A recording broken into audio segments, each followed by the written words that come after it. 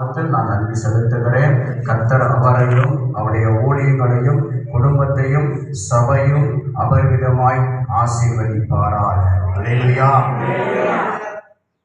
ஒரு வசனத்தை நாம் வாசிப்போம். ஏசாயாவின் புஸ்தகம்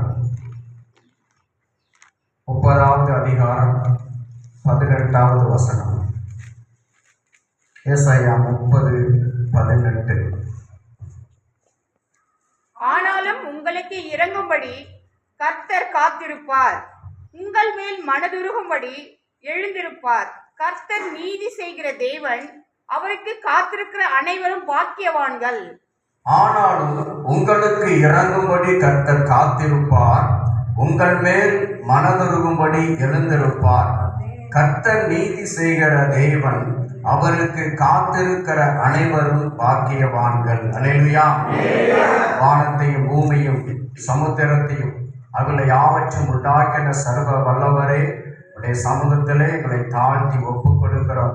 பரிசுத்த ஆவியானவர் இந்த காலை நேரத்தில் என்ன பேச சித்தமாய் இருக்கிறீரோ உடைய வசனத்தை கொண்டு பேசுவீராக. உடைய நாமத்தை மகிமைப்படுத்தும் இயேசுவின் நாமத்தில் பிதாவே, ஆமென். இந்த சபைக்கு என்ன வார்த்தையை கொடுக்க வேண்டும் என்று சொல்லி தேவ சமூகத்திலே காத்திருந்த பொழுது ஆண்டவர் ஒரு வார்த்தையுடைய இருதயத்திலே 2 முறை தொனிக்க பண்ணினார். காத்திருப்பு, காத்திருப்பு, காத்திருப்பு. இந்த காத்திருப்பு முடிவு வரும் என்று சொல்லி ஆண்டவருடைய உள்ளத்திலே ஆழமாய் போட்டார். ஏராளமான செய்திகள் இருந்தது. ஆனாலும் ஆண்டவர் ஒரு புதிய செய்தி எடுக்கும்படியாக உதவி செய்தார். இந்த சபைக்கு ஏற்ற வார்த்தையாக கர்த்தர் இந்த வார்த்தையை தருகிறார். கர்த்தர் நிச்சயமாக உங்கள் ஒவ்வொருவரோடும் கூட பேசுவார் என்பதிலே எந்த சந்தேகமும் இல்லை. அல்லேலூயா. இது தேவனாகிய கர்த்தர் எழுந்தருளக்கூடிய நேரமாக இருக்கிறது. உங்கள் மீது மனதுருகிற தேவனாகிய கர்த்தர் சபைக்கு இறங்குகிற நேரமாக இருக்கிறது. உங்களுடைய காத்திருப்புக்கு முடிவை உண்டு பண்ணுகிற ஒரு நாளாக, ஒரு வருஷமாக என் ஆண்டவராகிய கர்த்தர் முன்குறித்த வேலையாக இருக்கிறது. இந்த செய்தியின் தலைப்பு, உங்கள் காத்திருப்புக்கு கர்த்தர் முடிவை உண்டு பண்ணுவார். அல்லேலூயா. காத்திருப்புக்கு முடிவை உண்டு பண்ணுகிற கர்த்தர். ஒரு வசனத்தை வாசிப்போம். ஏசாயாவின் புஸ்தகம் 49வது அதிகாரம் 23வது வசனம். 49:23.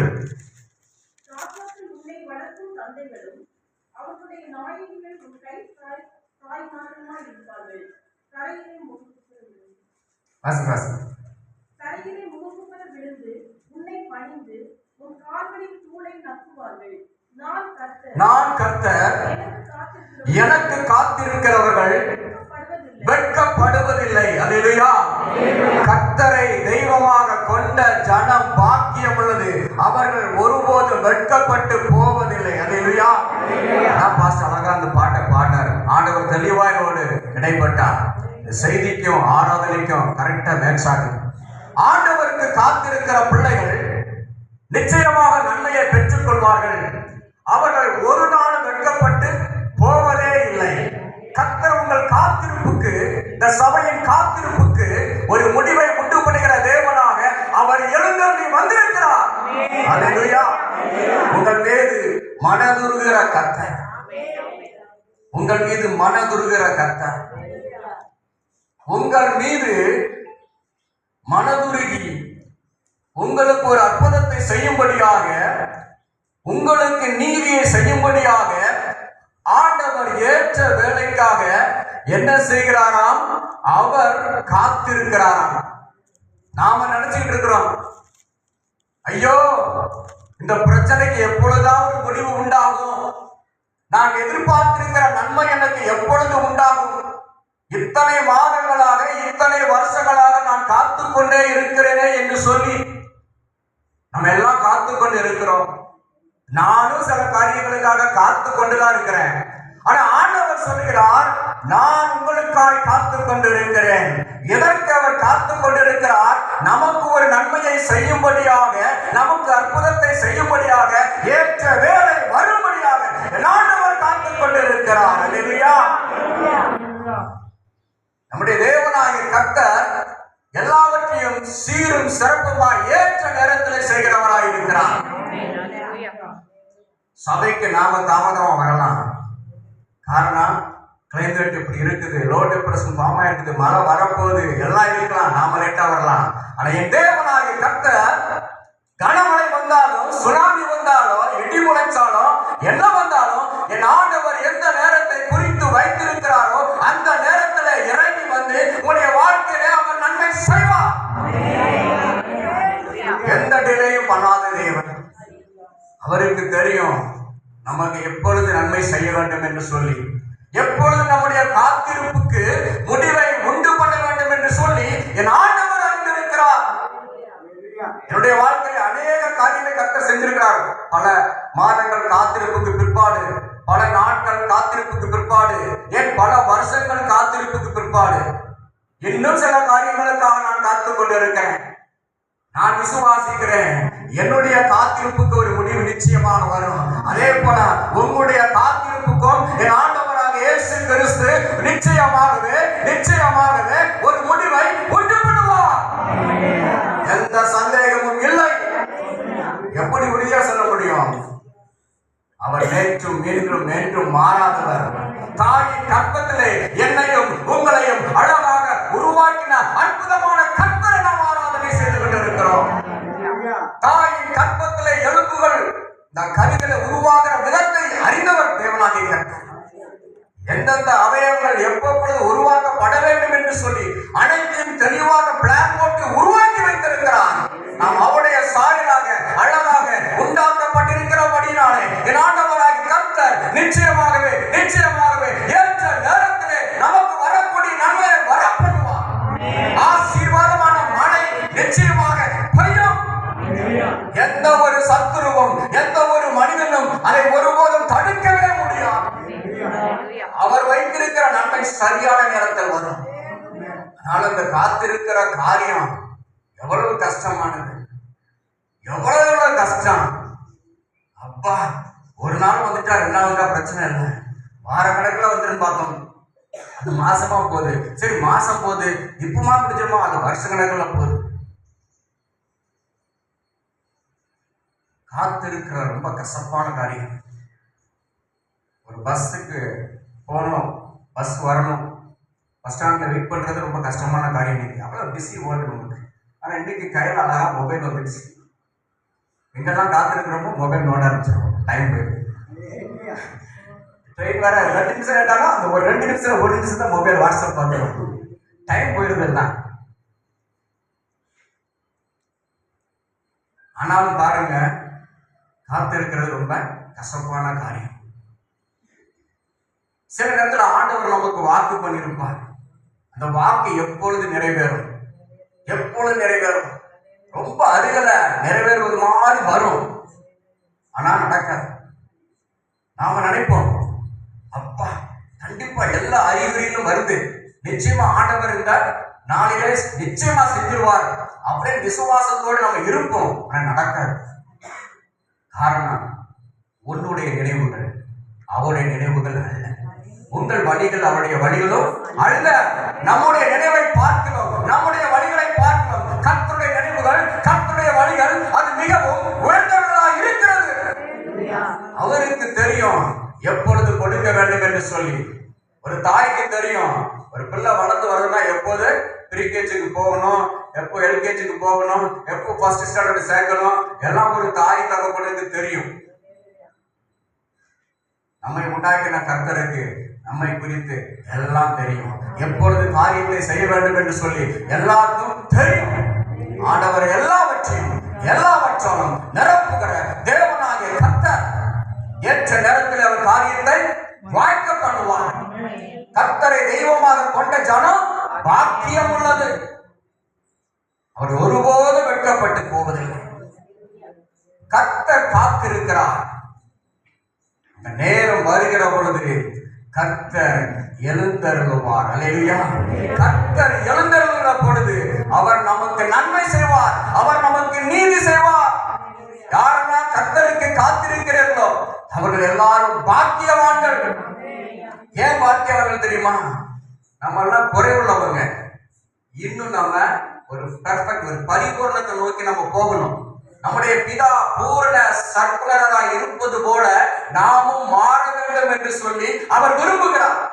என்னுடைய பிள்ளைகள் என்னை போல மாற வேண்டும் என்று சொல்லி கர்த்தர் விரும்புகிறபடினாலே நம்மை உருவாக்கும்படியாக கர்த்தர் சில நாட்களை அனுமதிக்கிறார்.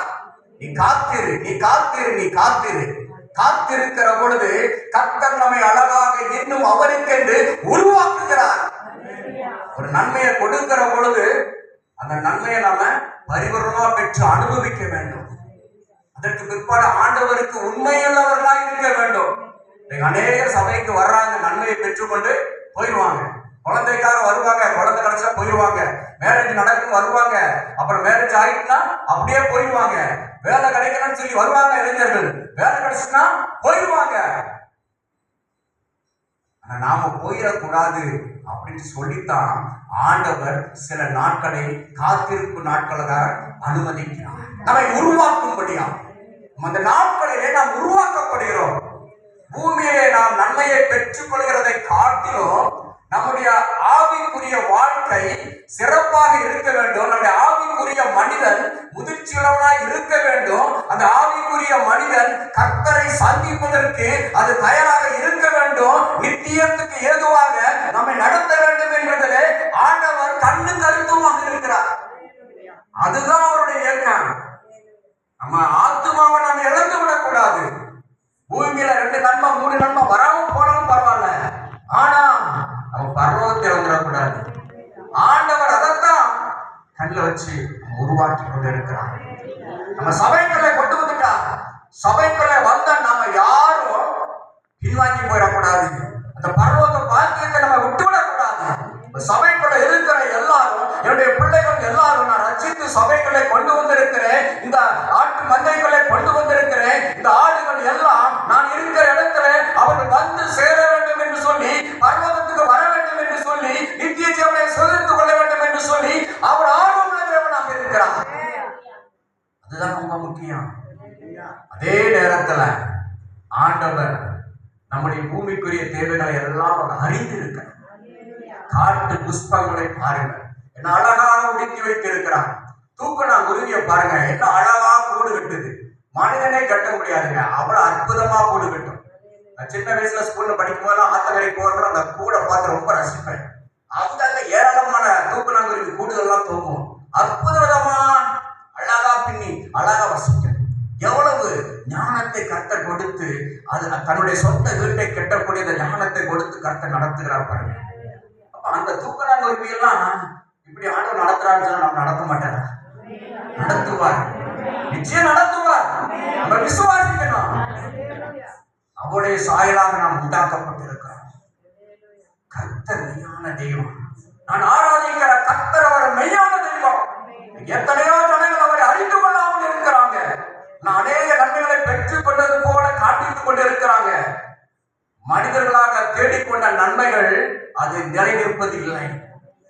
என் ஆண்டவர் கொடுக்கிற நன்மைகள் தாமதிக்கலாம், ஆனால் அது என்னென்னைக்கும் நிலைத்திருக்கும். அதை அனுபவிக்கிற வாக்கியத்தை ஆண்டவர் நமக்கு கொடுக்கிறார். அதனோடு கூட அவர் வேதனையை கூட்ட மாட்டார். அதை அனுபவிக்கும்படி ஆண்டவர் செய்வார். மறித்தாலும் நம்முடைய ஆத்மா அவரோடு கூட வாழ்ந்திருக்கும். அதுதான் அவருடைய நோக்கம். எந்த பிள்ளைகளும் ஆசீர்வாதம் இல்லாம அப்படியே போவது கர்த்தருக்கு சித்தம் இல்லை. ஏன்னா நீங்க ஆண்டவரை ஏற்றுக்கொண்டு ஆண்டவரை தேடிக் கொண்டிருக்கிறீர்கள், கர்த்தருடைய முகத்தை நோக்கி கொண்டிருக்கிறீர்கள். அப்படி தேவனுடைய முகத்தை நோக்கி கூப்பிடுகிற பிள்ளைகளுக்கு ஆண்டவர் நிச்சயமாய் ஆசீர்வாதத்தை கொடுத்து பிரஜாதிகளின் மத்தியிலே நம்முடைய தலைகளை அவர் உயர்த்துகிற தேவனாக இருக்கிறார். நிச்சயமாக உயர்த்துவார். ஏசாயாவின் புத்தகம் 64வது அதிகாரம் 3-4 வசனங்களை வாசித்து கேட்போம். 64 3-4 வசனங்கள். நாங்கள் எதிர்பார்த்திராத பயங்கரமான காரியங்களை நீர் செய்த போது நீர் இறங்கினீர். உமது சந்ததியில் பர்வதங்கள் உருகி போயின. தேவனே, உமக்கு காத்திருக்கிறவர்களுக்கு நீர் செய்பவைகளை நீரே அல்லாமல் உலக தோற்றம் முதற்கொண்டு ஒருவரும் கேட்டதும் இல்லை, செவியால் உணர்ந்ததும் இல்லை, அவைகளை கண்டதும் இல்லை. அல்லேலூயா. நாங்கள் எதிர்பார்க்கிறாத பயங்கரமான காரியங்களை நீ செய்த போது, நாம் எதிர்பார்க்கிறாத நன்மையான காரியங்களை ஆண்டவர் செய்கிற போது, நாம் நினைச்சே பார்த்திருக்க மாட்டோம். அப்பேற்பட்ட காரியங்களை எல்லாம் கர்த்தர் செய்வார். ஏதோ ஒரு சென்ட் இடம் கிடைச்சா போதும், ஒரு வீட்டை கட்டி நான் எப்படியாவது சந்தோஷமா இருப்பேன், எந்த பிரச்சனையும் இல்லாம இருப்பேன் அப்படின்னு நீங்க நினைப்பீங்க. கர்த்தர் உங்களுடைய நினைவுகளை காட்டிலும் அதிகமா 5 சென்ட கொடுப்பார். அல்லேலூயா. உங்களுடைய முகத்தை திருடுகிற பொழுது, அவருக்காக காத்து கொண்டு இருக்கிற பொழுது, நம்முடைய நினைவுகளை காட்டிலும் அவருடைய நினைவுகள் மேலானது. நம்ம எதிர்பார்க்கிறாத பயங்கரமான காரியங்களை, அற்புதமான காரியங்களை ஆண்டவர் செய்வார். அது உமக்கு காத்திருக்கிறவர்களுக்கு நீர் செய்பவைகளை நீரே அல்லாமல் உலக தோற்றம் முதற்கொண்டு ஒருவரும் கேட்டதும் இல்லை, செவியால் உணர்ந்ததும் இல்லை, அவைகளை கண்டதும் இல்லை.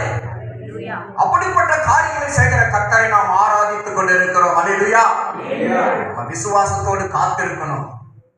கர்த்தர் எழுந்தருளி அற்புதத்தை செய்கிற ஆண்டாக இந்த ஆண்டு இருக்க போகிறது. அல்லேலூயா. இந்த ஆண்டு நிச்சயமா இருக்கும். போன வருஷத்துல ஒண்ணு நடக்கலையா, பரவாயில்ல, இன்னும் காத்து கொண்டு இருங்க. கர்த்தர் உங்களை இன்னும் உருவாக்கட்டும், இன்னும் உருவாக்கட்டும். He wants to fashion you. He wants to mold you. நல்லா மோல்ட் பண்ணட்டும். அப்பதாங்க அவருக்கு நிற்க முடியும். ஏன் ஆண்டவர் நம்மை மோல்ட் பண்ண விரும்புகிறார், உருவாக்க விரும்புகிறார். நம்ம அவருக்கு என்று வைராக்கியமாக நிற்க வேண்டும். சபையானது கர்த்தருக்கென்று கடைசி நாட்களிலே வைராக்கியமாக நிற்க வேண்டும் என்று கர்த்தர் விரும்புகிறார். பின்வாங்கி போகிறவர் மேல் என்னுடைய ஆத்துமா பிரியுமா இராது என்று கர்த்தர் சொல்கிறார். எல்லா நன்மைகளையும் பெற்று ஒருவன் பின்வாங்கி போயிட்டா, பாஸ்டர் கஷ்டப்பட்டு ஊழியம் பண்ணி ஒரு விசுவாசி உள்ள ஒரு புதிய ஆத்மா உள்ள கொண்டு வந்து விசுவாசியா மாத்தி சீசனா மாற்றி எல்லாம் பண்ணி வச்சிருந்து கடைசியில் அவன் பின்வாங்கி போயிட்டா எவ்வளவு நஷ்டம் பாருங்க. நம்ம பின்வாங்கி போயிடக்கூடாது. ஆண்டவருக்குள்ள நிலைச்சு இருக்கணும். அதற்காகத்தான் ஆண்டவர் நம்மளை மோல்டு பண்ண விரும்புகிறார், நம்மை உருவாக்க விரும்புகிறார். அப்ப நம்ம காத்திருப்பது நமக்கு ஒரு விதத்துல நல்லது. நான் கர்த்தருக்கு காத்திருப்பது எனக்கு நல்லது. நான் நம்புகிறது அவரால் நிச்சயம் வரும். இன்னொரு இடத்துல நீங்க சொல்லணும், நான் காத்திருப்பது எனக்கு நல்லது. ஏன்னா ஆண்டவர் என்னை உருவாக்கி கொண்டிருக்கிறார். நான் இன்னும் அவருக்குள்ள வேறு கொண்டு நிலைத்திருக்கும்படியாக, கற்பாறை மீது கட்டப்பட்ட வீடாக பெருமழை வந்தால் நான் அசையாதபடிக்கு நிலைத்திருக்கும்படியாக என் ஆண்டவர் கட்டி கொண்டிருக்கிறார், என்னை உருவாக்கி கொண்டிருக்கிறார். ஆண்டவரே உங்களுக்கு சோத்திரம். அன்றியும் அவருடைய தீர்மானத்தின்படி அழைக்கப்பட்டவர்களாய் தேவனிடத்தில் அன்பு கூறுகிறவர்களுக்கு சகலமும் நன்மைக்கு ஏதுவாக நடக்கிறது. அல்லேலூயா. நன்மைக்கு ஏதுவாகத்தான் நடக்கும். நீங்கள் விரும்புகிற, நீங்கள் பயந்து கொண்டிருக்கிற காரியம் நடப்பதில்லை. நன்மைக்கு ஏதுவாக எல்லாம் நடக்கும். உங்க தனிப்பட்ட வாழ்க்கையில நடக்கும், உங்க குடும்பத்துல நடக்கும், சபையில நடக்கும். ஆண்டவருக்குள்ள நம்ம அப்படி ஆழமா விசுவாசத்தோடு காத்திருக்கிற பொழுது, ஆண்டவரை இன்னும் என்னை உருவாக்கும், ஆண்டவரை இன்னும் என்னை உருவாக்கும், எனக்கு வரக்கூடிய நிச்சயம் வரும் ஆண்டவரே அப்படி நீங்க உறுதியாக கர்த்தரை பிடித்துக் கொள்ள வேண்டும். ஹல்லேலூயா.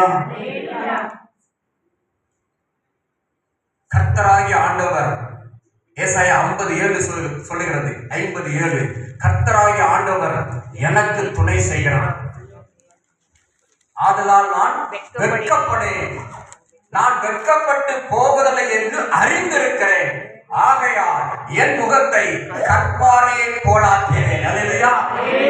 இயேசுவை குறித்த தீர்க்கதரிசன வார்த்தை. அவர் வெட்கப்பட்டு போகல, இதாவை நம்பியிருந்தார், வெட்கப்பட்டு போகல, முகத்தை கற்பாறையை போலாக்கினேன். உறுதியா இருக்கணும், திடமனதோடு இருக்கணும். முகத்துல பாடல இருக்கக்கூடாது. இப்படி மூஞ்ச போட்டாலே அவ்வளவுதான் அவநம்பிக்கை, அவிசுவாசம்.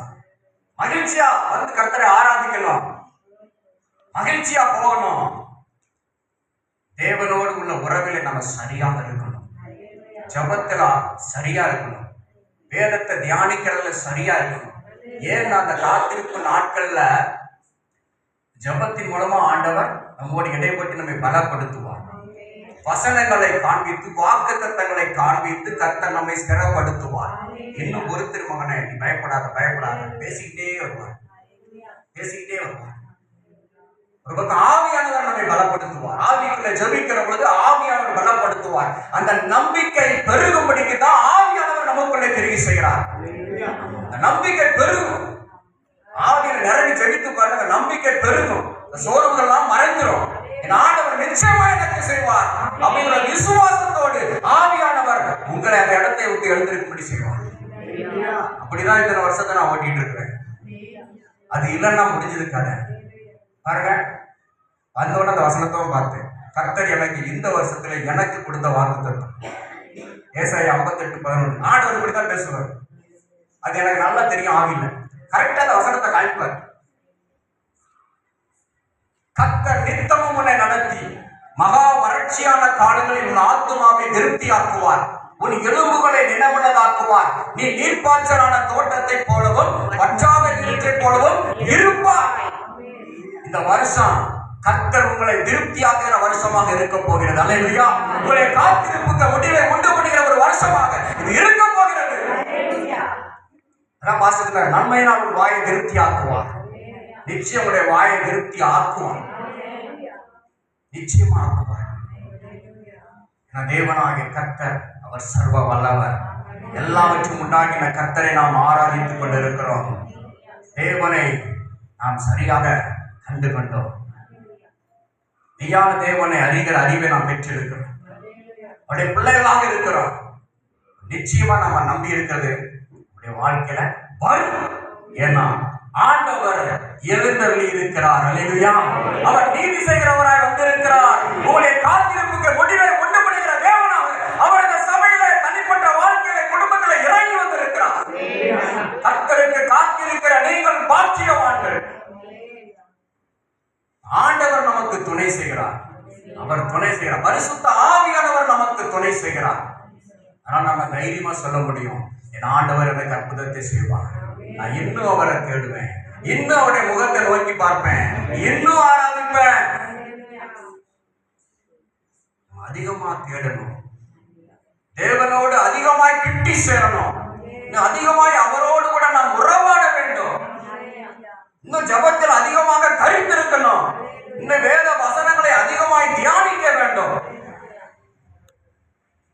அன்னைக்கு மொபைல் வந்து அந்த இடத்தை பிடிச்சிச்சு. நமக்கு சரியா ஜெபிக்க முடியாதபடி, வேதத்தை தியானிக்க முடியாதபடி எப்பொழுது மொபைல் நம்ம பிஸியா வச்சிருக்கு. ஹார்ட் மாதிரி மொபைல் ஒரு ஆர்கனா மாறிடுச்சு. நம்ம பாடியில, நம்ம உடம்புல ஒரு உறுப்பாவே மாறிடுச்சு மொபைல்.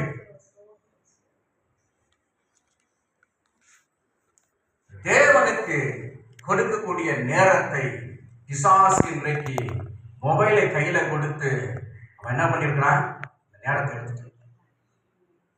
அதனாலதான் இன்னைக்கு நம்மளால ஸ்டெடியா இருக்க முடியல, பலப்பட முடியல, ஸ்திரப்பட முடியல. இதெல்லாம் விட்டுட்டு நாம தேவ சமூகத்தை தேடுகிற பொழுது ஆண்டவர் பலப்படுத்துவார். அவர் நம்ம சந்தோஷமா பேச செய்வார். ஆப்பிரிக்கா தேசத்துல கல்லூரி புரொஃபஸராக பேராசிரியர் வேலை பார்த்து கொண்டிருந்த பொழுது அங்கெல்லாம் பாத்தீங்கன்னா எரிட்ரியா ஒரு நாடு, எத்தியோப்பியா தேசத்திலிருந்து பிரிந்த ஒரு நாடு எரிட்ரியா. ஒரு சின்ன நாடு, அமைதியான நாடு, அழகான நாடு. நீக்கிறவர்கள் கிடையாது, கருப்பர்கள் கிடையாது. நம்ம போனோம்னா கொஞ்சம் கொஞ்சம் ஸ்டைலா வச்சிருப்பாங்க. நல்ல தங்கமான மக்கள். அவங்கெல்லாம் பார்த்தீங்கன்னா அவங்க பெண்டிகஸ்ட் பிலீவர்ஸ்லாம் ரொம்ப சந்தோஷமா இருப்பாங்க. எப்பவுமே ரொம்ப ஆச்சரியமா இருக்கும். இந்த புலம்பெல்லாம் மாட்டாங்க. அவிசுவாசமான வார்த்தைகள்லாம் வராது. அவங்க விசுவாச வார்த்தைகள் தான் வரும். அது ரொம்ப பார்த்தீங்கன்னா ஒரு மகிழ்ச்சியா, ரொம்ப ஸ்மைலிங்கா தான் பேசுவாங்க. ஒரு பதட்டமோ எதுவுமே இருக்காது. எனக்கு ரொம்ப ஆச்சரியமா இருக்கும். ஒரு ஊழியர்காரரை பிடிச்சி அரெஸ்ட் பண்ணி உள்ள வச்சுட்டாங்க ஜெயில. ஏன்னா அங்க வந்து பிரஸ்கே கூடாது. அங்க பெண்டேகஸ்ட் சர்ச்செல்லாம் மூடி வச்சிருக்கிறாங்க இன்னும். அப்ப அங்க orthodox church, Lutheran church, Catholic church இதுதான் ஃபங்க்ஷன் ஆகுது. ஆனா மறைமுகமா இந்த ஊழியம் நடக்குது. மறைமுகமா பெண்டேகஸ்ட் ஆராதனை நடக்குது வீட்டுக்குள்ள. நாங்களும் அப்படிதான் பங்கெடுப்போம். அப்போ ஒரு ஊழியரை ஊழியம் பண்ணனால பிடிச்சி ஜெயில வச்சுட்டாங்க. ஒரே பையன், சின்ன பையன், அவருக்கு நான் 3-4 வயசு தான் இருக்கணும். அந்த சகோதரியும் அந்த பையன் ரொம்ப சந்தோஷமா இருக்கிறாங்க. மறுபடியும் ஒரு 5 வருஷம் கழிச்சு ரிலீஸ் ஆகி வந்தாரு. மறுபடியும் ஊழியம் பண்ணாரு. மறுபடியும் அரெஸ்ட் பண்ணி கொண்டு போயிட்டாங்க. ஆனா அந்த சகோதரி பாத்தீங்கன்னா ரொம்ப மகிழ்ச்சியா பேசுறாங்க. கர்த்தரை அறிகிறாரு, என் ஆண்டவர் எல்லாவற்றையும் நேர்த்தியாக செய்வார். போல அநேக துன்பங்கள் துயரங்கள் நம்முடைய வாழ்க்கையில வரலாம், இழப்புகள் வரலாம், ஏமாற்றங்கள் வரலாம், தவிப்புகள் வரலாம். ஆனாலும் கர்த்தர் காத்திருக்கிறார். உங்களுக்கு எழுந்தருளி அற்புதத்தை செய்கிற தேவனாக அவர் இறங்கி வந்திருக்கிறார். ஒரு முடிவை உண்டாக்குகிற கர்த்தர், உங்கள் காத்திருப்புக்கு ஒரு முடிவை உண்டாக்குகிற கர்த்தர், உங்கள் இயக்கங்களுக்கு தவிப்புகளுக்கு ஒரு முடிவை உண்டாக்குகிற கர்த்தராக அவர் இறங்கி வந்திருக்கிறார். யோபுவை குறித்து நாம் பார்க்கிறோம். யோபு 14வது அதிகாரம் 14வது வசனத்தை வாசிப்போம். யோபுடைய வாழ்க்கையில இருந்த பிரச்சனை. யோபு 14:14. நான் செத்த பின் பிழைப்போனோ, எனக்கு மாறுதல் எப்பொழுது வரும் என்று எனக்கு குறிக்கப்பட்ட போராட்டத்தின் நாளெல்லாம் நான் காத்திருக்கிறேன். எனக்கு குறிக்கப்பட்ட நாட்கள்லாம் திரும்ப படிங்க. எனக்கு குறிக்கப்பட்ட போராட்டத்தின் நாளெல்லாம் நான் காத்திருக்கிறேன். நான் காத்திருக்கிறேன். போராட்டத்தின் நாள், எனக்கு குறிக்கப்பட்ட போராட்டத்தின் நாட்கள். இந்த காத்து இருக்கிறது என்னன்னா ஒரு போராட்டம், பயங்கர போராட்டம் இருக்கு. காத்து இருக்கிறது ஒரு போராட்டம், போராட்டத்தின் நாட்கள். ஒவ்வொருவருக்கும் ஒரு போராட்டத்தின் நாட்கள் குறிக்கப்பட்டு இருக்கிறது. ஆண்டவரை ஏற்றுக்கொள்ள நல்லா இருக்கும், ஆசீர்வாதமா இருக்கும். திடீர்னு ஒரு பிரச்சனை வந்துடும். ஏன்டா இது வந்துச்சு, எதுக்குடா இது வந்துச்சு? நம்ம நல்லதான சபைக்கு போறோம், நல்லதான ஜெபிக்கிறோம், எந்த பிரச்சனை எதுக்கு? கர்த்தர் இன்னும் உங்களை உருவாக்க விரும்புகிறார். கர்த்தர் இன்னும் உங்களை அடுத்த லெவலுக்கு கொண்டு போக விரும்புகிறார். இன்னும் ஒருபடி மேல உங்களை வைத்து ஆசீர்வதித்து அழகுபடுத்த அவர் விரும்புகிறார். உங்களை விட்டு கொடுங்க, உங்களை விட்டு கொடுங்க. ஏன்னா நீங்க அந்த லெவல்ல இருக்குது, நீங்க திருப்தியா இருக்கலாம். ஆனா கர்த்தர் உங்களை அடுத்த லெவலுக்கு கொண்டு போய் இன்னும் உங்களை ஆசீர்வாதமாக வைக்க விரும்புகிறார். அல்லேலூயா. கர்த்தருக்கு காத்திருக்கிறவங்க பாக்கியவான்கள். இப்ப யோபுடைய வாழ்க்கையில எவ்வளவு பிரச்சனைகள் பாருங்க. அப்படி பார்க்கிறான், எனக்கு குறிக்கப்பட்ட போராட்டத்தின் நாட்கள் என்று சொல்றான். என்னைக்கு முடியும்? எவ்வளவு சொத்து, எவ்வளவு மகிமையான வாழ்க்கை, எவ்வளவு கனம், ஒரு இடத்துலாம் சலாம் சலாம் சங்கு, எவ்வளவு கிழக்கிய புத்திரர்கள், ஈஸ்ட் கண்ட்ரீஸ்ல பெரிய ஆள், எவ்வளவு ஒரு மகிமையா வாழ்ந்த ஒரு ஆளு. தேவன் அப்படி ஆசீர்வாதமா வச்சிருந்தாரு. ஆனால் யார் கண்ணு பட்டுச்சு? சாத்தானுடைய கண்ணு பட்டுச்சு. தேவனுடைய பிள்ளைகள் மீது, உண்மையா ஜீவிக்கிற பிள்ளைகள் மீது சாத்தானுடைய கண்கள் எப்பொழுதும் இருக்கும். அவன் சுற்றி வந்து கொண்டேதான் இருப்பான். இப்பவும் சபைக்குள்ள சுற்றி கொண்டுதான் இருக்கிறான். யாரை தூங்க வைக்கலாம், யாருடைய சிந்தைக்குள்ள வசனம் போகாதபடி தடுக்கலாம்னு சொல்லி சபைகளுக்குள்ளும் அவன் கிரியை செய்து கொண்டு இருக்கிறான். ஆனா நீ சபையில அநேக ஆட்கள் தூக்கிட்டு இருக்கிறாங்க. நல்ல வசனம் வரும், தூங்குவாங்க. அப்ப அவன் சுற்றி கொண்டு இருந்தான். அவனுடைய கண்கள் யோபுவை பார்த்தபடினால்தான் இந்த சோதனை கர்த்தர் அனுமதித்தார்.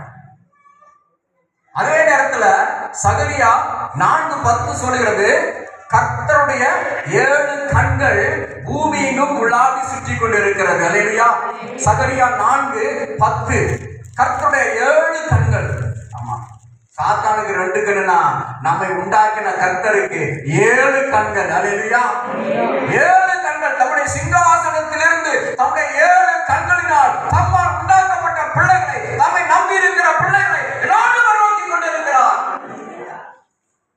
நமக்கு நன்மை செய்யும்படி, நமக்காய் எழுந்தருளி வந்து நம்மை ஆசீர்வதிக்கும்படி, நமக்கு நீதி செய்யும்படி என் ஆண்டவருடைய 7 கண்களும் உங்களை நோக்கி கொண்டிருக்கிறது. பயப்பட வேண்டாம். சாத்தானுடைய 2 கண்களை நோக்கிட்டு இருக்குது, பயப்படாதீங்க. கர்த்தருடைய 7 கண்கள் உங்களை நோக்கி கொண்டிருக்கிறது. அல்லேலூயா. நம்ம 7 கண்களால் பார்த்து கொண்டிருக்கிறோம். எப்பொழுதும் அவருடைய பார்வையிலே தேவனுடைய பிள்ளைகள் இருந்து கொண்டிருக்கிறார்கள். அதே நேரத்தில் சாத்தானுடைய பார்வையிலும் தேவனுடைய பிள்ளைகள் இருந்து கொண்டிருக்கிறார்கள். ஆனாலும் உலகத்தில் இருக்கிற அவனை காட்டிலும் எனக்குள்ளே, உங்களுக்குள்ளே, சபைக்குள்ளே உலாவுகிற கர்த்தர் அவர் பெரியவராக இருக்கிறார். அல்லேலூயா. அந்த விசுவாசம் நமக்கு இருக்கணும். அவன் பார்ப்பான், நம்ம டச் பண்ண முடியாது, நம்ம நெருங்க முடியாது. என் தேவனாகிய கர்த்தர் பார்த்தா அது ஏற்ற நேரத்தில் அற்புதத்தை கொண்டு வரும். அல்லேலூயா. தேவனுடைய பார்வை நம் மீது இருக்கிறது. ஆண்டுடைய பார்வை உங்கள் மீது இருக்கிறது. பிரியமானவர்கள், கர்த்தருடைய பார்வை இந்த சபையின் மீது இருக்கிறது. ஏற்ற நேரத்தில் அற்புதம் செய்யும்படிக்கு என் ஆண்டவர் எழுந்தருளி வருவார். அவர் நீதி செய்வார். அவர் உங்களை மகிமை பண்ணுவார். யோபுடைய வாழ்க்கையில போராட்டம் எவ்வளவு வசதி, ஏராளமான ஆடு மாடுகள், ஒட்டகங்கள், கழுதைகள், ஏராளமான பணிவிடைக்காரர்கள், எவ்வளவு ராஜாதி ராஜா போல, அந்த ராஜாதி ராஜாவுக்கு உண்மையா இருந்தபடினா ராஜா போல வாழ்ந்தான். கிழக்கத்திய புத்திரர்களை ஒரு பெரிய ராஜா போல இருந்தான். ஆனாலும் அவருடைய வாழ்க்கையில போராட்டம். கர்த்தர் அனுமதித்தார். ஏன் அனுமதித்தார் தெரியுமா? என் தாசனாகிய யோபு மூல நான் மகிமைப்பட வேண்டும், இன்னும் அவனை நான் ஆசீர்வதிக்க வேண்டும். அல்லேலூயா. அதுக்கு மேல ஒரு ஆசீர்வாதம் உண்டாங்க. எவ்வளவு வசதிகள் இதெல்லாம் இருக்கு. இதுக்கு மேல ஒரு ஆளுக்கு வசதி வருமா? அவனே நினைச்சு பார்க்கல, எனக்கு இதுவே அதிகம், ஒன்றும் தேவையில்லை. அப்படிதான் அவன் உண்மையா இருந்தான். நான் ஆர்டர் பார்த்தாரு, இல்லை இல்லை நான் உன்னை இன்னும் அடுத்த லெவலுக்கு நான் கொண்டு போகணும். அவன் ஆண்டவரோட நினைப்ப பார்த்தீங்களா? அப்படின்னா நமக்கு 7000 ஒட்டகம் போதும், அது நம்ம இருப்போம். ஆனா ஆண்டவர் வந்து இல்லை இல்லை அடுத்த லெவலுக்கு போகணும். ஒரு சோதனை, வெயிட்டிங் அண்ட் ட்ரையல்ஸ், காத்திருப்பு சோதனை. சில இடத்துல காத்திருப்போட என்ன இருக்கும்? சோதனை இருக்கும். சோதனை இல்லாம நம்ம ஆண்டவரை உருவாக்க முடியாது, நம்மை ஆசீர்வதித்து அடுத்த லெவலுக்கு கொண்டு போக முடியாது. அப்போ காத்திருத்தலோடு சோதனையும் வரும், வெயிட்டிங் அண்ட் ட்ரையல்ஸ். ஆனா இந்த ரெண்டு வந்தாலும் இந்த ரெண்டும் நம்மை கர்த்தரோடு இங்கு நெருங்கி சேர வைக்கணுமே ஒழிய கர்த்தரை விட்டு பின்வாங்கி வைத்து விடக்கூடாதபடிக்கு நாம் ஜாக்கிரதையாக இருக்க வேண்டும். அல்லேலூயா. ஆமா, அது ரெண்டும் நம்ம தேவனோடு நெருங்கி சேரும்படி நம்ம விட்டு கொடுக்கணும். கர்த்தரை அறிகிற அறிவு, என் ஆண்டவர் எப்பொழுது எனக்கு நன்மைதான் செய்வார், தீமையை செய்யாத கர்த்தர். தம்முடைய பரிசுத்த சொந்த ரத்தத்தை சிந்தி நம்மை விளைக்கரையுமாக ரட்சித்த கர்த்தர் நம்மை கைவிடுவதே இல்லை, நம்மை விட்டு விலகுவதே இல்லை. நம்ம ஆழமா புரிந்திருக்கணும். கைவிடுவது போல விலகுவது போல இருக்கலாம். தாவீது சங்கீதத்துல பார்த்தோம், தகப்பனும் தாயும் கைவிட்டாலும் கர்த்தர் என்னை கைவிட மாட்டார். ஏன்னா எப்பொழுது நான் கர்த்தருடைய முகத்தையே நான் நோக்கி பார்க்கிறேன், அவர் கைவிட மாட்டார். கைவிட்டது போல பிசாசு காண்பிப்பான். சகோதரர் டிஜிஎஸ் தினகரன் ஊழியம் பண்ண பொழுது அப்படின்னா, நீ வா என் ஊழியத்துக்கு வா, நான் உன்னை ஆசீர்வதித்து உயர்த்துவேன் அப்படின்னு அழைத்த பொழுது, ஏன்னா அவர் வறுமை மத்தியில வாழ்ந்தவர், வேலையில்லாமல் அடைந்தவர். அதனால ஆண்டவர் ஒரு வேலையை கொடுத்து ஊழியத்தில் பயன்படுத்த ஆரம்பித்த பொழுது திடீரென்று அவருக்கு நோய் வந்துச்சு. லங்ஸ், நுரையீரல் நோய் வந்து மூச்சு விட முடியாம ரொம்ப இருமிக்கிட்டே இருப்பாங்க. சொன்னது பாருங்க, என்ன ஒண்ணு நான் ஆசீர்வாதமா இருப்பேன். அன்னைக்கு நடந்தது பார்த்தீங்கன்னா எதிராக நடக்குது. உடம்பு ரொம்ப போகுது. 34 வயசுல ஆளு செத்து பெறுவாரு அப்படிங்கிற சூழ்நிலைக்கு வந்துட்டாரு. வாக்கு தத்துவத்துக்கும் இதுக்கும் சம்பந்தமே இல்லாத ஒரு சூழ்நிலை. இந்த நேரத்துல யார் வருவா? நம்மால் வருவான், சாத்தான் வருவான்.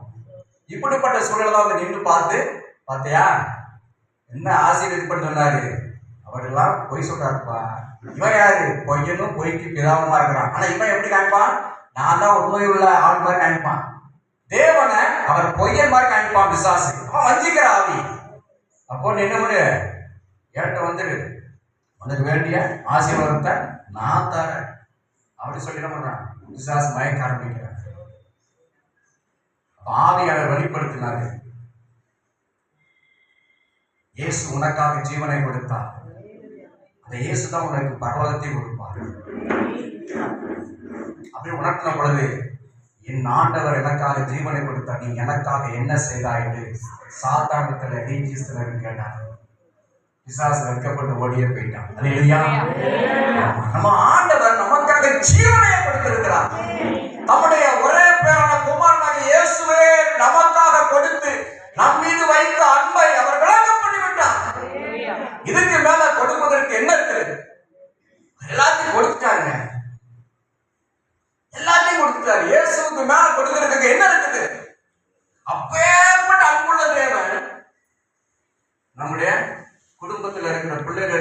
கட்ட உதவ மாட்டாரா? சொந்தமா ஒரு வீடு கட்ட உதவ மாட்டாரா? ஒரு சொந்தமா ஒரு வாகனம் வாங்க உதவி செய்ய மாட்டாரா? ஒரு வேலை கொடுக்க மாட்டாரா? பெண்களுக்கு திருமண வாய்ப்பு ஏற்படுத்தி கொடுக்க மாட்டாரா? எல்லாம் அவர் செய்வாருங்க. முதலாவது தேவனுடைய ராஜ்யத்தையும் அவருடைய நீதியும் தேடுங்கள், அப்பொழுது இவைகள் எல்லாம் கூட கொடுக்கப்படும், கூடை கூடையாய் கொடுக்கப்படும். யோபுவுக்கு அப்படி கொடுக்கும்படியாகத்தான் ஆண்டவர் விரும்பினாருங்க. அதுக்குதான் அந்த சோதனை. ஆனால் இவன் புலம்புறான், எனக்கு குறிக்கப்பட்ட போராட்டத்தின் நாட்கள் எப்போது முடிவுக்கு வரும்? முடிகிற மாதிரி தெரியல, முடிகிற மாதிரி தெரியல. எத்தனை வருஷம் தவிப்பு நமக்கு தெரியல. ஆளும் தடுமாறிட்டு இருக்கிறான். மனைவி மூலம் பரியாசம், நண்பர்கள் மூலம் பரியாசம், ஊரெல்லாம் கேள்வி பேசுது. சொந்த சகோதரிகள் சகோதரர்கள் வெறுத்து ஒதுக்கி போய்விட்டார்கள். எல்லாராலும் கைவிடப்பட்ட நிலைமையிலே கர்த்தரும் தன்னை கைவிட்டு விட்டாரோ என்று நினைக்கக்கூடிய அளவுக்கு சூழ்நிலை காணப்பட்டது. ஆனாலும் கர்த்தர் எழுந்தருளி வந்தார். அல்லேலூயா. யோபுவுக்கு ஒரு அற்புதத்தை செய்யும்படியாக, இன்னும் அவனை ஆசீர்வாதமாய் வைக்கும்படியாக என் ஆண்டவர் காத்திருந்தார். ஏற்ற நேரத்திலே அவர் எழுந்தருளி வந்தார். யோபுவுக்கு கர்த்தர் நீதி செய்தார். 42வது அதிகாரம் 10-17 வாசிக்க நேரம் இல்லை. ஆண்டவர் வெட்டிப்பான நிலையை கர்த்தர் கொடுத்தார். முந்தின நிலைமையை பார்க்கிறோம், அவனுடைய பிந்தின நிலைமை ரொம்ப ஆசீர்வாதமா இருந்துச்சு. எல்லாம் அப்படியே டபுள் ஆச்சு. என் ஆண்டவர் கணக்கு போட்டாது வித்தியாசமா இருக்கும்.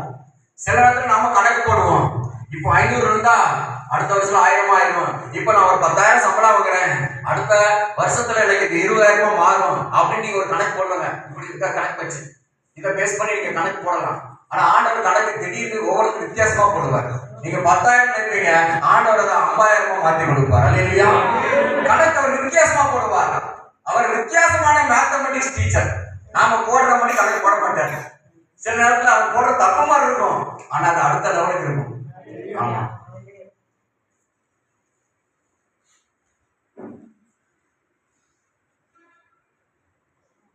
நான் ஒரு சபைக்கு போய் ஏவுதல் ஒரு 100 ரூபாய் காணிக்க போட்டேன்.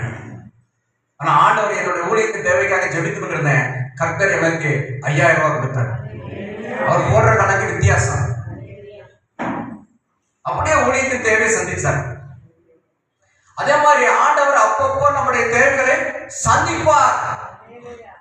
பணம் அவருக்கு ஒரு பொருட்டே இல்லைங்க. நம்ம தான் இன்னைக்கு பணம் பணம் பணம் பணம் பணம் பணம் கூட வாயப்படக்கிற மாதிரி பணம் பணம் அதுதான் ஆசீர்வாதம் ஓடிட்டு இருக்கோம். என் ஆண்டவருக்கு பணம் ஒரு பொருட்டல்ல, வெள்ளி ஒரு பொருட்டல்ல, பொண்ணு ஒரு பொருட்டல்ல, பில்டிங் ஒரு பொருட்டல்ல. நீங்க தான் அவருக்கு முக்கியம். நீங்க உருவாக்கப்பட வேண்டும். நீங்க உருவாக்கப்படவில்லை என்று சொன்னால் நீங்க நித்தியத்தை இழந்து போய் விடுவீர்கள். இந்த பூமியில ஆசீர்வாதமா இருந்து விட்டு ஒரு மனிதன் பரலோகத்தை இழப்பான் என்று சொன்னால் அவனுக்கு ஐயோ. முதலாவது தேவனுடைய ராஜ்யம். அதுல நான் சரியா நிற்கிறேனா? இப்பொழுது நான் மரித்தாலும் தேவனுடைய ராஜ்யத்துக்குள்ள நான் போவேனா? இப்பொழுது இந்த ஆண்டவர் வந்தாலும் அவரை நான் சந்திக்க முடியுமா? இந்த கேள்வி நாம கேட்டு பார்க்க வேண்டும். அதுதான் முக்கியம். எஸ் என்று சொன்னால் சந்தோஷம், நோ என்று சொன்னால் நமக்கே நோய் வருது. அவர் நம்முடைய இருதயத்தை ஆராய்ந்து அறிகிறவர். அவர் என்ன சொல்ல போறார்? நம்ம அதற்கு தயாராக வேண்டும். அதுக்கு தான் ஆண்டவர் நம்மை காத்திருப்புகளை வைத்து நம்மை உருவாக்க விரும்புகிறார். உங்களையும் என்னையும் ஆசீர்வதித்து உயர்த்துவது என் ஆண்டவருக்கு லேசான காரியம். ஒரு நொடி போதும் உயர்த்திடுவார். அப்படி செய்ய விரும்பல. ஏன்னா நாம் உருவாக்கப்பட வேண்டும். யோபுவை இன்னும் உருவாக்கி அடுத்த ஸ்தானத்திலே வைத்தவனை ஆசீர்வதிக்க வேண்டும் என்று சொல்லித்தான் சாத்தானுக்கு இடம் கொடுத்தார். இன்னும் ஆண்டவர் தம்முடைய நாமத்தை மகிமைப்படுத்த வேண்டும் என்று சொல்லி சாத்தானுக்கு இடம் கொடுத்தார். என் மூலம், உங்கள் மூலம், இந்த சபை மூலம் ஆண்டவர் தம்முடைய நாமத்தை மகிமைப்படுத்த விரும்பித்தான் காத்திருப்புகளை கர்த்தர் உங்களை இன்னும் நடத்தி கொண்டிருக்கிறார். ஆனால் கர்த்தர் சொல்லுகிறார், உங்கள் காத்திருப்புக்கு ஒரு முடிவு நிச்சயம் நிச்சயம் உண்டு. நம்பிக்கை ஒருபோது வீண் போகாது. கர்த்தர் நிச்சயமாக இந்த வருஷத்திலே உங்களை சபையை திருப்தியாக்கி நடத்துவார். எம்டியாக இருக்கிற எல்லா சேர்க்கும் இந்த வருஷத்துக்குள்ளதாக இயேசுவின் நாமத்தில் நிரப்பப்பட போகிறார். நிச்சயம் நிரப்புவார்.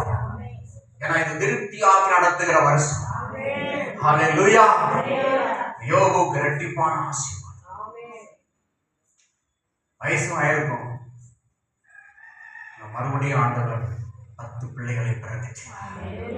10 பிள்ளைகளும் முந்தின சௌந்தரியத்தை காட்டணும், இப்போ அழகு புத்தி எல்லாத்திலும் சிறந்து வளர்றாங்க. அல்லேலூயா. உங்களை மாத்திரமல்ல, கர்த்தரை நீங்கள் நம்புகிற பொழுது, கர்த்தருக்கு நீங்கள் காத்திருக்கிற பொழுது, உங்களுடைய பிள்ளைகளை கர்த்தர் தேசத்திலே ஆசீர்வாதமாக வைப்பார். எவ்வளவு ஆசீர்வாதம்! பின்வாங்கிடக்கூடாது. சோதனை உண்டு, சோதனை உண்டு, ஆனா வேதனை இல்ல. வேதனை நிரந்தரம் இல்ல. கர்த்தர் வேதனை எல்லாம் நீக்கி போடுவார். யோபு கூட நினைச்சு பாருங்க, என்ன ஆசீர்வாதமா வச்ச 4 தலைமுறை இருந்தான். பிள்ளைங்க பேரப்பிள்ளை பொண்ணு பிள்ளைங்க எல்லாத்தையும் பார்த்தான். அவன் செத்த நினைச்ச ஒரு மனிதனை 4 தலைமுறை இருக்கும்படி கர்த்தர் செய்தார். அல்லேலூயா. தீர்க்காயுசை கொடுத்து நம்மை ஆசீர்வதிக்கிற தேவன் அவர். நம்முடைய காலங்கள் அவருடைய கரத்தில் இருக்கிறது. நம்முடைய ஜீவன் அவருடைய கரத்தில் இருக்கிறது. அவருடைய சுவாசத்தில் தான் நாம நின்று கொண்டிருக்கிறோம். மறப்பதற்கு என் தேவன் அநீதி உள்ள தேவன், கைகால் ஆகாத தேவன் அல்ல, வாய் பேச முடியாத கல் அல்ல, மரம் அல்ல, சிலை அல்ல, பொன்னல்ல, அவர் ஜீவனுள்ள தேவன். உங்களுடைய வேதனைகளை, உங்களுடைய காத்திருப்பின் தவிப்புகளை நன்றாய் அறிந்திருக்கிற கர்த்தர். இன்னைக்கு பேரண்ட்ஸால பிள்ளைகளை புரிந்து கொள்ள முடியாது. கணவனால மனைவியை புரிந்து கொள்ள முடியல, மனைவியால கணவனை புரிந்து கொள்ள முடியல. என்னதான் அன்பா இருந்தா சிலருக்கு புரிந்து கொள்ள முடியல. மிஸ் அண்டர்ஸ்டாண்டிங் வருது, பிரச்சனை வருது. எவ்வளவு அன்புடா இருந்தாலும் தெரியும். ஆனா ஆண்டவர் அப்படி இல்லை. அவர் நம்மை நன்றாய் அறிந்திருக்கிறார், நன்றாய் புரிந்து வைத்திருக்கிறார். நம்முடைய வீக்னஸ், பலகீனங்களை அவர் நன்றாய் அறிந்து வைத்திருக்கிறார். என் பிள்ளைக்கு இருக்கிற பலத்தை கொண்டு ஏதோ செய்யலாம், அவர் அறிந்து வைத்திருக்கிறார். நிக்கிறேன்னா பலவீனம் தான். நானும் ஹார்ட் அட்டாக் வந்து சாக கடந்தவன் தான். நுரையீரல் பாதிக்கப்பட்டு சாக கடந்தவன் தான் ஆப்பிரிக்க தேசத்துல. ஆண்டவர் கிருபையா இம்மட்டும் வைத்திருக்கிறார். எவ்வளவு பலகீன சரித்திரம் உண்டு. நேற்று கூட ஒரு பலகீனம் தாக்கினது, ஆனால் தேவனுடைய கிருபையை பலப்படுத்தி நீ வைத்துக் கொண்டிருக்கிறார். அவர் கொடுக்கிற கிருபை. அவர் நம்மை கொண்டு ஒரு காரியத்தை செய்ய வேண்டும் என்று சொன்னால் அவர் செய்து முடிப்பார். நம்ம எப்படி ஆசீர்வதிக்க வேண்டும் ஒரு பிளான் போட்டு வச்சிருப்பார். அதற்கு நாம காத்திருக்கிற பொழுது, அதை அப்படியே அங்கீகரித்துக் கொண்டு நாம் அவரோடு ஓடுகிற பொழுது, அது நிச்சயமாய் it will come to pass in our life. நிச்சயமா நம்முடைய வாழ்க்கையிலே அது வந்து பலிக்கும். யாரும் தடுக்க முடியாது. கர்த்தர் இந்த சபைக்கு வைத்திருக்கிற ஆசீர்வாதத்தை, இந்த ஊழிய குடும்பத்துக்கு வைத்திருக்கிற ஆசீர்வாதத்தை, எல்லா விசுவாசிகளின் குடும்பத்திற்கும் வைத்திருக்கிற ஆசீர்வாதத்தை எந்த ஒரு மனிதனும் எந்த ஒரு பிசாசும் தடுக்க முடியாது. இந்த வருஷத்திலே அது கைகூடி வரும் என்று கர்த்தர் வாக்கு பண்ணுகிறார். உங்களை திருப்தியாக நடத்துகிற தேவனாக கர்த்தர் அவர் எழுந்தருளி வந்திருக்கிறார். எழுந்தருளி வந்திருக்கிறார். யோபுவின் வாழ்க்கையிலே அவன் பலமுறை எனக்கு என்னைக்கு மாறுதல் வரும், என்னைக்கு மாறுதல் வரும், என்னைக்கையா மாறும், என்னைக்கு என்னுடைய போராட்டத்தின் நாட்கள் முடிவுக்கு வரும் என்று ஏங்கி தவித்துக் கொண்டிருக்கிற தவிப்பை கர்த்தர் அறிந்து ஏற்ற நேரத்திலே அவனுடைய வாழ்க்கையை இறங்கி வந்து அற்புதம் செய்தார், நீதி செய்தார். அல்லேலூயா. அப்படியாக வாழும்படி ஆண்டவர் நம்மையும் அழைக்கிறார். யோசேப்பை குறித்து நாம் பார்க்கிறோம். 2வது ஆதியாகமத்தின் புஸ்தகம் 40வது அதிகாரம் 23வது வசனத்தில் நாம் பார்க்கிறோம். யோசேப்பை குறித்து நமக்கு எல்லாம் தெரியும். நான் டீட்டெயிலா சொல்ல விரும்பல, சுருக்கமா சொல்றேன். ஆதியாகமத்தின் புஸ்தகம் 40வது அதிகாரம் 23வது வசனத்தை வாசிப்போம்.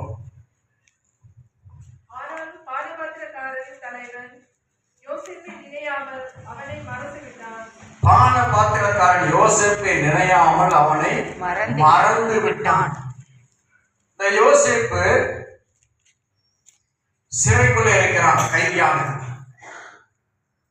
இவனுக்கு ஒரு சொப்பனம் வந்தது, பான பாத்திரக்காரனுக்கும் சிவபாய்க்கும். அதை வெளிப்படுத்தினா 2 ஒருத்தர் செத்து போயிட்டான், ஒருத்தர் ரிலீஸ் ஆகி வந்துட்டான். மறுபடியும் பான பாத்திரக்காரன் ராஜாவுக்கு வந்து சேவை செய்யறான். அப்போ அவனிடத்துல அவன் விடுதலையாகி போகிற பொழுது யோசேப்பு இப்படியாக ஒரு வார்த்தையை அவன் சொன்னா. 14வது வசனத்தை எடுத்து நான் வாசிக்கிறேன். இதுதான் அர்த்தம் சொல்லிட்டு, நீ வாழ்வடைந்திருக்கும் போது என்னை நினைத்து என் மேல் தயவு வைத்து என் காரியத்தை பார்வோனுக்கு அறிவித்து இந்த இடத்திலிருந்து என்னை விடுதலையாக்க வேண்டும். சிறைச்சாலை அதிகாரியுடைய தயவு கிடைக்கும்படி செய்தார். எந்த பிரச்சனையும் இல்லை. ஆனாலும் இவனுக்குள்ள என்ன ஏக்கம்? எத்தனை நாள் தானே இருக்குது இப்படி? எனக்கு என்னைக்கு விடுதலை வரும்? என்னைக்கு சிறையிருப்பு மாறும்? நான் என்னைக்கு வெளியில போவேன்? எனக்கு போக்குவரத்து மாதிரி வேலை வேண்டாம், ஒண்ணுமே வேண்டாம். என்ன ரிலீஸ் பண்ணா போதியா, சிறைச்சாலை விட்டா போதும், நான் எங்கேயாவது போயிடுறேன் அப்படிதான் அவன் நினைச்சிட்டு இருந்தான். கடையில சூழ்நிலையை பார்த்தோன்னே இந்த பானபத்திரக்காரன் கொஞ்சம் ஏதாவது பண்ணுவான்ட்டு அவனிடத்துல அவன் நம்பிக்கை வைக்கிறான். என்னை நினைத்து என் மேல் தயவு வைத்து என் காரியத்தை பார்வோனுக்கு அறிவித்து இந்த இடத்திலிருந்து என்னை விடுதலையாக்க வேண்டும். அது வரைக்கும் கர்த்தர் தான் இருந்தாரு. ஆனா நாள் ஆக ஆக ஆக தேவன் அவளோடு இருக்கிறதை, தேவனாகிய கர்த்தர் மாத்திரம்தான் என்னை வெளியிலே கொண்டு வர முடியும் என்கிற ஒரு உறுதியான நம்பிக்கை அவன் விட்டுட்டான். அந்த திட மனது போயிட்டு 4 நாள் கரைஞ்சு முடியும். நிச்சயமா அது எல்லாருக்கும் இருக்கதான் செய்யும். அந்த யோசிப்பு பாருங்க, அவனால தேவ பிரசன்னத்தை உணர முடியல. அப்போ ஒரு சூழ்நிலை வருது, இவனாவது நம்மளை நினைச்சு ஏதாவது ராஜாட்ட போய் சொல்லி விடுதலைக்கு ஏற்பாடு பண்ணுவான் அப்படின்னு என்னை விடுதலை ஆக்கணும், அவன்கிட்ட போய் சொல்றான். அதனால கர்த்தர் பார்த்தார், அப்படியா நீ மனசு அவனை நம்பிக்கை வைக்கிறையா? இந்த 2 வருஷம் கடை செய்வேன். இன்னைக்கு நல்லா ஞாபகிச்சுக்கோங்க, கர்த்தர் சில நேரத்துல நமக்கு அற்புதத்தை செய்ய வருவார். ஆனா நாம அந்த நேரத்துல கர்த்தரை நம்பாம சூழ்நிலையை பார்த்து மனுஷன் மேல நம்பிக்கை வச்சு வேற யாருக்கும் நம்பிக்கை வச்சு நீங்க காரியம் நடக்கும் அப்படின்னு நீங்க போயிட்டு இருப்பீங்க. அப்படி நீங்க போகிற பொழுது கர்த்தர் வந்து அந்த அற்புதம் ஒண்ணுமே நடக்காது. இன்னும் அதை என்ன பண்ணுவார்? எக்ஸ்டெண்ட் பண்ணுவார். இன்னும் வருஷத்தை கூட்டுவார். 1 2 போயிட்டே இருக்கும். இதுக்கு காரணம் யாரு? நாம தான். நாம கர்த்தரை உறுதியா பிடிச்சிட்டு இருக்கணும். அந்த நாட்களே யோசேப்புக்கு பரிசுத்த ஆவி இல்லை.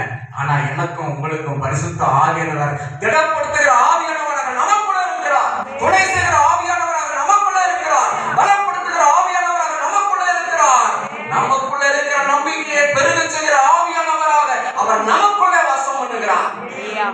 நம்ம பாக்கியம். அந்த யோசேப்புக்கு அந்த பாக்கியம் இல்லை. ஆவியான திடப்படுத்துற சோர்ந்து போயிட்டான். அவன் மேல விடுதலை வரல. இன்னும் 2 வருஷம் ஜெயிலா இருந்தான்.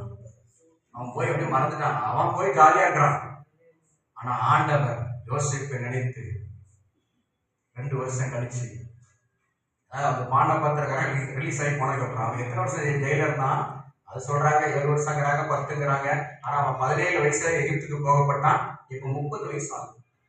30 வயசுல தான் ஆண்டவர் என்ன பண்றாரு? சிறையில இருந்து வெளியில கொண்டு வராரு. அதுக்கு ஆண்டவர் என்ன செஞ்சாரு? பார்வோனுடைய தூக்கத்தை கலைத்தார். அல்லேலூயா. அதுவரைக்கும் நல்லா தூங்கிட்டு இருந்தார் ராஜா. ஆனா நேரம் வந்த பொழுது என் மகனாகிய யோசேப்பை நான் இந்த நாளிலே விடுவித்து ஆக வேண்டும், அவர் எனக்காய் காத்திருக்கிறார் என்று சொல்லி அந்த நாள் வந்த பொழுது கர்த்தர் பார்வோனுடைய தூக்கத்தை கலைத்தார். தூக்கம் வரலங்க. அவனுக்கு சொப்பனத்தை கொடுத்து கலங்கடிச்சார். சொப்பனத்துக்கு காரியங்களை சொல்றதுக்கு இந்த பானபாத்திரம் அப்பதான் வளம் வருது. யோசேப்புன்னு ஒருத்தர் இருக்கிறான். அவன் என் காரியத்தை சொன்னான், உங்க காரியத்தையும் சொல்லுவான்னு சொன்ன பொழுது அந்த நேரம் வந்து கர்த்தர் வைத்திருந்த அந்த நேரம் வந்தது. நேரம் வந்த உடனே பாருங்க நடந்தது என்ன தெரியுமா?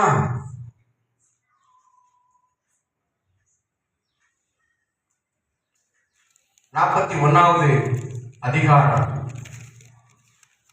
14வது வசனத்தை வாசிங்க. 41:14. அப்பொழுது பார்வோன் யோசேப்பை அழைப்பித்தான். அவனை தீவிரமாய் காவல் கிடங்கிலிருந்து கொண்டு வந்தார்கள். அவன் சவரம் பழத்தை கொண்டு வேறு வஸ்திரம் தரித்து பார்வோனிடத்தில் வந்தான். போதும். இப்போ இந்த சொப்பனத்துக்கான விளக்கத்தை சொன்ன பிற்பாடு பார்வோன் சொன்னா 38வது வசனத்துல, தேவ ஆவியை பெற்ற இந்த மனுஷனை போல வேறொருவன் உண்டோ? 42வது வசனம் சொல்லுது, பார்வோன் தன் கையில் போட்டிருந்த தன் முத்திரை மோதிரத்தை கலற்றி அதை யோசேப்பின் கையிலே போட்டு மெல்லிய வஸ்திரங்களை அவனுக்கு உடுத்தி பொன் சரப்பணி அவன் கழுத்திலே தரித்து தன்னுடைய 2ஆம் ரதத்தின் மேல் அவனை ஏற்றி தண்டனிட்டு பணியுங்கள் என்று அவனுக்கு முன்பாக கூறுவித்து எகிப்து தேசம் முழுமைக்கும் அவனை அதிகாரி ஆக்கினான். அல்லேலூயா. எகிப்து தேசம் முழுவதற்கு பார்வோனுக்கும் ஒரு பவர்ஃபுல்லான கவர்னராக கர்த்தர் அவனை வைத்தார். சிறை கைதிதான். அந்த கர்த்தருடைய வேலை வந்த பொழுது என் ஆண்டவர் எழுந்தருளினார் ஐயா. அவர் யோசேப்புக்கு நீதி செய்தார். என் ஆண்டவர் காத்து கொண்டே இருப்பார். அவர் எது ஸ்டார்ட்ல போது அற்புதம் நடக்கும். அல்லேலூயா. அவர் காத்து கொண்டே இருக்கிறார். நம்ம டயத்துக்காக அவர் எழுந்தருளி வருவார். 17 வயசுல யோசேப்பு அடிமையாக எகிப்தில விற்கப்பட்டு இப்ப 30 வயசு ஆயிடுச்சு. 13 வருஷம் எத்தனையோ சோர்வுகள், ஏமாற்றங்கள், பொய்யான குற்றச்சாட்டுகள், சிறை அனுபவங்கள். ஆனா 30 வயசு வந்த பொழுது என் ஆண்டவர் அவனை எகிப்துக்கு அதிகாரியாக மாற்றினார். அல்லேலூயா. கர்த்தர் ஒரு நேரத்தை குறித்து வைத்திருந்தார். 17 வயதுல எகிப்துக்கு போவான், 30 வயதுல இந்த எகிப்துக்கு அவன் அதிகாரியாக மாறுவான் என்று சொல்லி தேவன் ஒரு திட்டத்தை வைத்திருந்தார். தேவன் ஒரு குறித்த காலத்தை வைத்திருந்தார். இந்த நேரம் வந்த பொழுது அதிகாரியாக மாறினார். என் ஆண்டவராய் இயேசு இளம் வயதுல அவர் அமைதலாக இருந்தார், காத்துக்கொண்டே இருந்தார். 30 வயது வந்த பொழுது அவர் ஊழியத்தை செய்ய ஆரம்பித்தார். அல்லேலூயா. 30 வயது யோசேப்புக்கு அவர் ஒப்பனையாக இருக்கிறார். 30 வயதிலே அவர் ஊழியத்தை செய்ய ஆரம்பித்தார். அங்கே 30 வயதிலே யோசேப்பு எகிப்துக்கு அதிகாரியாக, கவர்னராக, சகல அதிகாரத்தை உடையவனாக மாற்றப்பட்டார். அல்லேலூயா. அப்படித்தான் கர்த்தர் நமக்கு செய்வார். நம்முடைய காத்திருப்புக்கு ஒரு முடிவை உண்டு பண்ணுவார். It doesn't matter how many years you are waiting. எத்தனை வருஷங்கள் நீங்கள் காத்திருக்கிறீர்கள் என்பது முக்கியமல்ல. கர்த்தர் எப்படியா உங்களை ஆசீர்வதித்து உயர்த்த போகிறார், அதுதான் முக்கியம். ஆமா, நீங்க நினைப்பதை காட்டிலும் வேண்டுவதை காட்டிலும் ஒரு அதிகமாய் திருகி செய்கிற வல்லமையான தேவன். வல்லமை நம்ம அறிந்திருக்கணும். அவருடைய வல்லமையை மட்டுப்படுத்த கூடாது. நமக்குள்ள அவிசுவாசம் வந்துட்டாலே அவருடைய கரம் வந்து மடக்கப்படும். நம்ம விசுவாசத்தோடு இருக்கிற போது அவருடைய கரம் நீட்டப்படும். அவர் நம்மை ஆசீர்வதிக்க இறங்குவார். அவர் எழுந்தருளி வருவார். யோசேப்புடைய வாழ்க்கையிலே 30வது வயதிலே கர்த்தர் அற்புதத்தை செய்தார். அதே போல என் தேவனாகிய கர்த்தர் உங்களுடைய வாழ்க்கையிலும் ஒரு நேரத்தை குறித்து வைத்திருக்கிறார். உங்களுடைய மகளுக்கு எந்த வயசுல திருமணம் ஆகணும், உங்க மகனுக்கு எந்த வயசுல திருமணம் ஆகணும், எப்பொழுது வேலையை கொடுக்கணும், எல்லாருக்கும் தெரியும். ஒரு மகள் விசுவாசத்தோடு இருந்தான், நல்லா ஜெபம் பண்ணி திருமணத்துக்காக காத்து கொண்டிருந்தான். கர்த்தர் தெளிவா பேசினாரு, கொஞ்சம் பொறு. ஒரு தூரத்து சொந்தம் தான். அந்த வாலிபன் வாலிபன் வேலை பார்த்துட்டு இருந்தான். அவன் வர கொஞ்சம் பல மாதங்கள் ஆகும். கர்த்தர் தெளிவா பேசினாரு, அவன் தான் உனக்கு துணை, நான் அவனைத்தான் முன்குறிச்சு வச்சிருக்கிறேன், நீ வந்து காத்து. ஆனா தெளிவா பேசினாரு. அப்போ இந்த மகன் என்ன பண்ணா, கொஞ்சம் பார்த்தா, காத்திருந்தா, மாதங்கள் போயிட்டே இருந்துச்சு, வயசு கூடுற மாதிரி இருந்துச்சு. உடனே எல்லாம் நெருக்க ஆரம்பிச்சாங்க. இவளுக்குள்ளே ஒரு கலக்கம் வந்துச்சு. என்ன பண்ண ஆரம்பிச்சா, கடைசியில அவசரமா வந்து ஒரு மாப்பிள்ளைய கல்யாணம், ஒரு ஆளை மாப்பிள்ளையாக்கி கல்யாணம் பண்ணிட்டு, அதாவது தேவனுடைய சித்தத்துக்கு மாறா அவளாகவே அவசரப்பட்டு முடிவெடுத்துட்டான். ஏன்னா கொஞ்சம் வயசானவங்க இருக்கனோட பயம் வந்துச்சு. சூழ்நிலை பிசாசு அப்படிதான் கொண்டு வருவோம். திருமணம் நல்லா நடந்துச்சு. கொஞ்சம் மாதம் போச்சு, அவனுடைய சூழ்நிலை வெளிப்பட்டுச்சு. குடிக்க ஆரம்பிச்சான், வெறிக்க ஆரம்பிச்சான், அடிக்க ஆரம்பிச்சான். நரக வேதனை. ஏன்டா கல்யாணம் பண்ண, இது வரைக்கும் கல்யாணம் எப்போ நடக்குன்னு ஜெபம் பண்ண ஆள் இருக்கும், ஏன்டா கல்யாணம் பண்ண?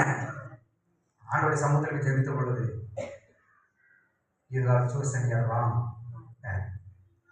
தவறான ஒரு ஆளை, தவறான ஒரு ஜோடியை. இப்படிதான் இன்னைக்கு சூழ்நிலையை பார்த்து நம்ம ராங் டிசிஷன் எடுக்கிறோம். வெயிட் பண்றது இல்லை, காத்திருக்கணும்.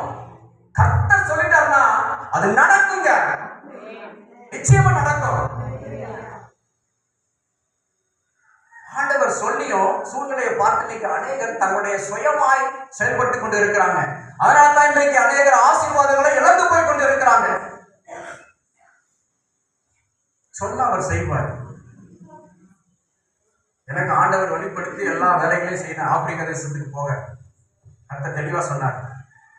5 நிமிஷத்துல முடிச்சுவேன். ஆனாலும் பாருங்க, எல்லா பேப்பர்ஸ் எல்லாம் போயிடுச்சு, எல்லாம் வந்துடுச்சு. எல்லாரும் பாருங்க, திடீர்னு ஸ்டாப் ஆகி பேப்பர்ஸ் எல்லாம் ரிட்டர்ன் ஆயிடுச்சு. இல்லை அப்புறம் இல்லை, வாய்ப்பு இல்லை, இது பிரச்சனையா இருக்குது. அவ்வளவு தூரம் ஸ்டெப் எடுத்து போய் மணி இதாயிடுச்சு. கிட்டத்தட்ட பார்த்தீங்கன்னா ஒரு 8 மாசங்கள் வாய்ப்பே இல்லை. எல்லாம் போச்சு, பிரயாசம் எல்லாம் போச்சு. நான் தேவ சமூகத்தில் காத்திருந்தேன். கர்த்தர் எனக்கு சொன்னார், உனக்கு தேசத்துக்கு கொண்டு போவேன். கரெக்டா பிப்ரவரியில அந்த டிராப் ஆச்சு. நவம்பர் 1ஆம் தேதி அந்த எரிட்ரியா தேசத்துல போய் இறங்கும்படி கர்த்தர் கிருபை செய்தார். அல்லேலூயா. காத்திருப்புக்கு முடிவை உண்டு பண்ணுகிற கர்த்தர் அவர் சொன்னா செய்வார். அவர் சொல்லிட்டா போதும், செஞ்சு முடிப்பாருங்க. என் வாழ்க்கையில செஞ்ச உங்க வாழ்க்கையை செய்வார். பிஹெச்டி ரெஜிஸ்டர் பண்ணிட்டு திருநெல்வேலி யூனிவர்சிட்டியில எம்எஸ்சி முடிச்ச பிற்பாடு பிஹெச்டி காலேஜில் வேலை பார்த்துட்டு பிஹெச்டி பண்ண ஆரம்பிச்சேன். பிஹெச்டி ரெஜிஸ்டர் பண்ணி போட்டா நம்பர் வரல, பெண்டிங், ஃபைல் பெண்டிங். கிட்டத்தட்ட 1 வருஷமா நம்பரே வரல. ரெஜிஸ்டர் நம்பர் வந்தால் தான் ப்ரொசீட் பண்ண முடியும். ஏற்பட்ட பிரச்சனை, அங்கே 1 வருஷம் காத்திருக்கும்.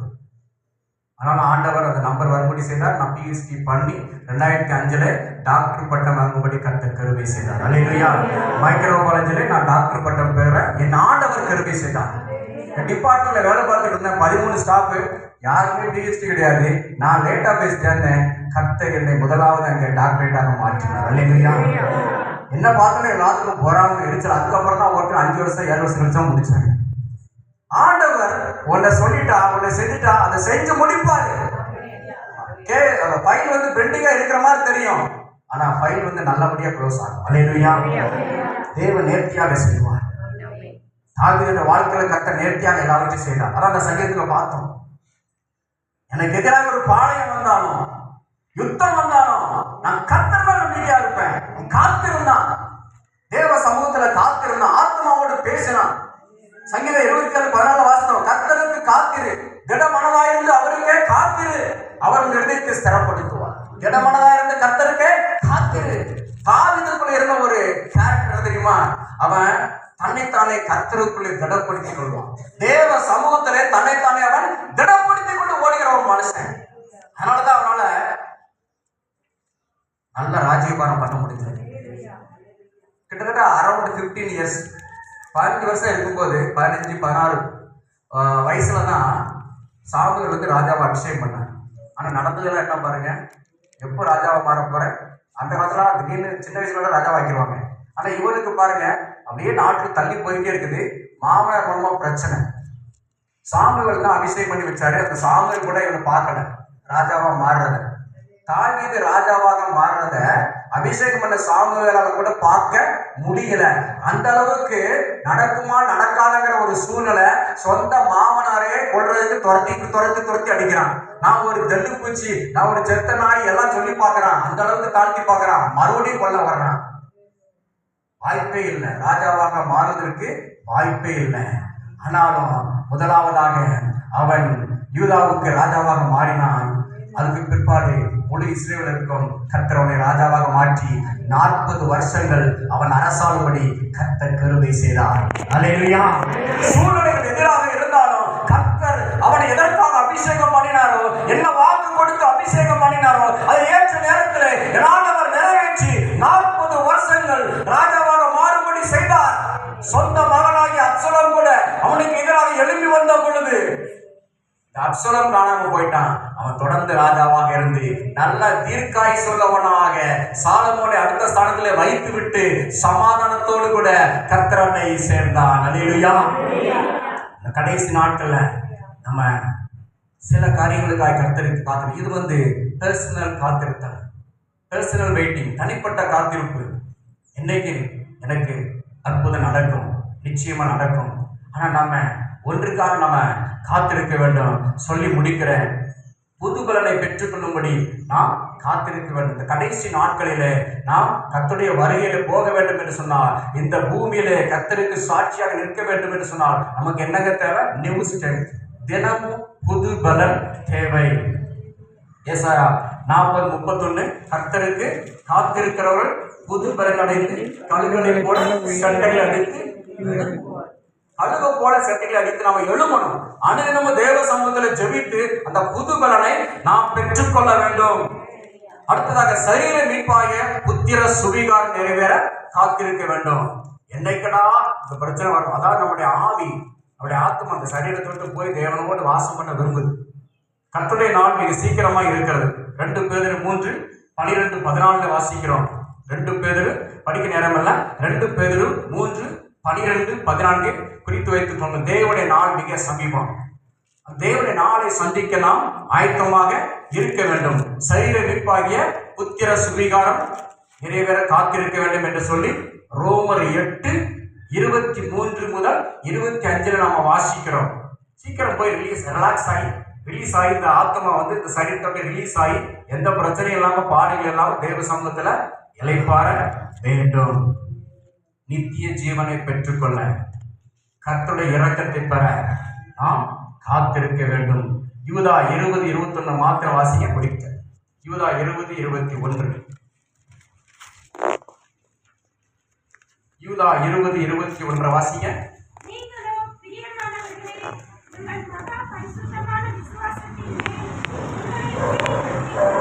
உறுதிப்படுத்திக் கொண்டு பரிசுத்த ஆவிக்குள் ஜெபம் பண்ணி தேவனுடைய அன்பிலே உங்களை காத்துக்கொண்டு நித்திய ஜீவனுக்கு ஏதுவாக இரக்கத்தை பெற காத்திருங்கள். அல்லேலூயா. அவருடைய இரக்கம் நமக்கு ரொம்ப முக்கியங்க. நித்திய ஜீவனை பெற வேண்டும் என்று சொன்னா அவருடைய இரக்கம், கிருபை, தயவு ரொம்ப அவசியம். அனுதினமும் அவருடைய கிருபையை பெற்றுக்கொண்டு அவருடைய இரக்கத்தை பெற்றுக்கொண்டு அந்த நித்திய ஜீவனை பெற்றுக்கொள்ள நாம் காத்திருப்போம். கண்களை மூடி நாம் ஜெபிப்போம். ஹல்லேலூயா, ஹல்லேலூயா. 2 நிமிடம் நான் ஜெபித்து நான் பாஸ்டர்ட்ட கொடுக்கிறேன். ஹல்லேலூயா. யாவரும் எழுந்து நிற்போம். ஹல்லேலூயா. நிச்சயமாகவே முடிவு உண்டு. உன் நம்பிக்கை வீண் போகாது. கர்த்தர் காத்திருக்கிறார். ஆனால் அவர் சீக்கிரமாக எழுந்தருளி வருவார், நீதி செய்வார். கர்த்தருக்கு காத்திருக்கிற நீங்கள் பாக்கியவான்கள். கர்த்தருக்கு காத்திருக்கிறவர்கள் ஒருபோதும் வெட்கப்பட்டு போவதே இல்லை.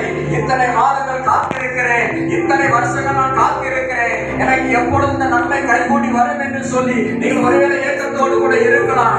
கர்த்தர் எழுந்தருளி வருகிற ஆண்டாக இந்த ஆண்டு இருக்க போகிறது.